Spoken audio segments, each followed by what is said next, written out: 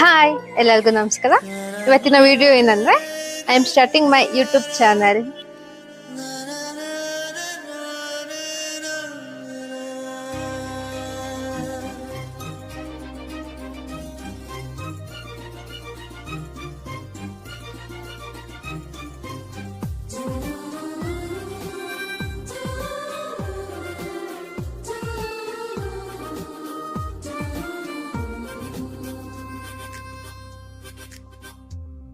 ಮೊದಲ ಮಳೆಯಂತೆ ಎದೆಗೆ ಇಳಿದೆ ಮೆಲ್ಲಗೆ,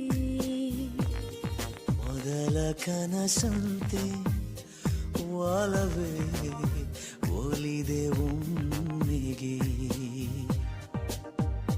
ಚಾಚಿದ ಕೈಗೆ ಆಕಾಶವೇ ತಾಗಿದೆ.